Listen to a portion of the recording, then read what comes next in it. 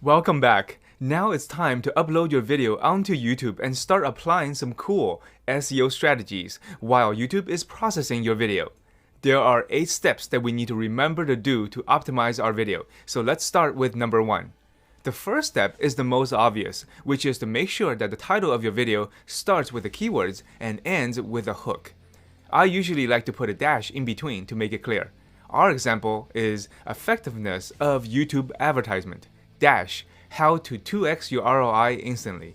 The keywords are for YouTube to know what your video is about, and the hook is to convince visitors to watch your video. The second step is in your video description, and there's a lot of things we need to put in here. Start with the keyword, word for word, at the top.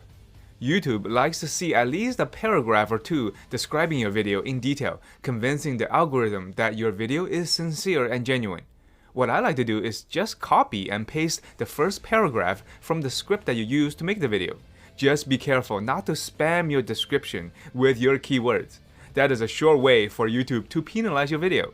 A good rule to follow is that your keyword does not appear more than 3 times in the paragraph. Why no more than 3 times? Because you will put a lot of other information in your description, including links, and some of them are bound to also include your keyword. So it's a good idea to ease off on the keyword in the beginning of your description. The third step is to segment your video into easy to find sections. Just like a movie with different scenes that you can skip to, segmenting your video is like adding chapters. This will make your video more valuable and resourceful, allowing YouTube to rank it not only on YouTube but on Google as well. For example, if you typed in the keyword, how to fix a leaky faucet, you'll see one of the videos that Google suggests that you watch is this one. And Google even shows you which part of the video may be the most relevant to you. Segmenting your video is a good way to let YouTube easily access the value you are providing. To do that, you basically put a timestamp next to each section of your video, starting with the intro. Then put 0:00 in parentheses, and then fill out the rest. If you forget what parts of your video talks about what, you can watch your video here and find the time that each section starts and ends. The fourth step is to start putting links in your description.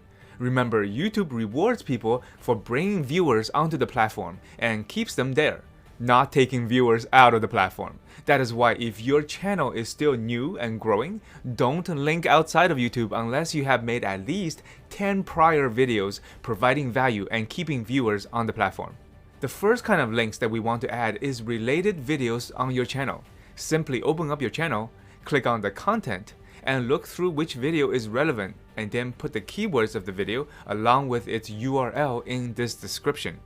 The second link that we want to add is your channel link. We are doing this so that if anyone enjoys this video and embeds it on a webpage, you not only get a backlink for this video, but also get a backlink for your channel. Cool, right? For more information about the power of backlinks, I made a separate episode for you titled Fiverr Backlinks Boost, so check that out when you get a chance. After you put the channel URL in the description, the last link you want to put in is the top 3 videos currently ranking for this keyword. I know what you may be thinking, but June, why the hell would I want to promote my competitors' videos in my description? That's ridiculously crazy, right?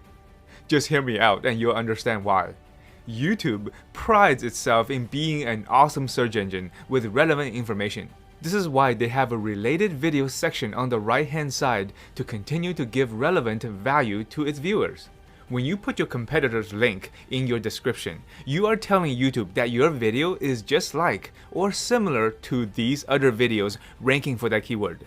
This will not only be another signal to YouTube what your video is about, but also increase the chances of you being recommended as a related video when someone watches your competitor's videos. That being said, if you are still a bit self-conscious about this, just put the link of your competitor's video without a title. I can almost guarantee you that no one will click on a link without a title. So our goal is not to get people to click on our competitor's link, but to just let YouTube know that it's there. Clever, right? Okay, on to the next step. The fifth step is to put no more than 3 hashtags related to your video in the description. Hashtags works just like Instagram. It helps people search and find videos related to a certain topic. However, unlike Instagram that allows you to use 30 hashtags, the best way to use hashtags on YouTube is to use around 3. The first hashtag that you use should have your keyword in it. This will once again help YouTube pinpoint exactly what your video is about so that they can easily categorize and file it away in their library. The 6th step is often missed by new YouTubers, and considering how easy and powerful it is definitely something that you should not forget, and that is to add your video to a playlist. Did you know that in addition to individual videos, playlists are also searchable on YouTube? Just type in any of your favorite popular songs on YouTube and you'll notice recommendations on playlists. Either playlists that are similar to your song, or playlists of the album where your song could be found. Do you also remember the secret I shared with you about the power of 3? How it takes around 3 videos to get a stranger to subscribe to your channel? That's the power of a playlist.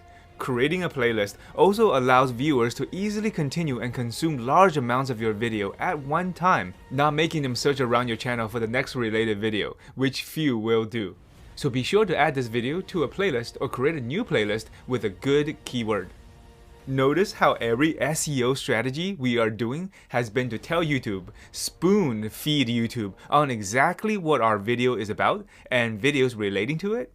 Being so specific so that it makes it easy for YouTube to catalog and rank our video? Adding tags is the 7th step and another way to help our videos get ranked. I bet a lot of YouTube gurus, influencers, and even keyword software tools suggest using tons of tags to help your videos get noticed and ranked. Part of that is true. It is a good idea to use some tags that's related to your video.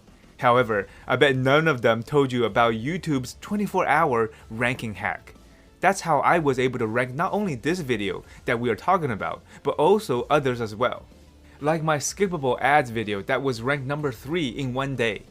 Or my YouTube Ads 101 video that was ranked number 3 in 13 minutes. The secret is to publish a video with one tag. I know, it sounds crazy, but to publish a video with one tag, the tag of your keyword, and then, after 24 hours, add more as you go along. By selecting only one tag within 24 hours of upload, you really give YouTube beyond the shadow of a doubt what your video is about, which helps it to rank at least for the first 24 hours after upload. The 8th and final step before publishing your video is YouTube's Shorts permission section.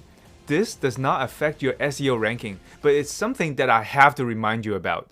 YouTube is always coming out with new ways to battle competition for the social media market. Since TikTok is so popular, that makes them a competitor of YouTube. That's why YouTube created a feature that allows users to sample your video for their own YouTube Shorts, which is like TikTok videos. This feature is not to your benefit. If you keep this section selected, you are giving people permission to basically steal parts of your video and use it as their own. Now let me ask you a question. Why would you allow a stranger to do this?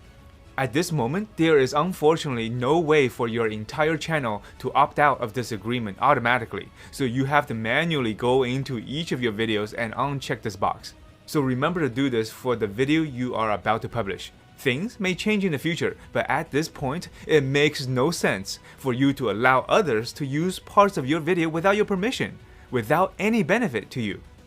Alright, phew, what a long list of things to do before we publish, right? In the next episode, we will really get down to business and show you all the things you can do after you publish to promote your video and make sure people start watching it. See you in the next episode.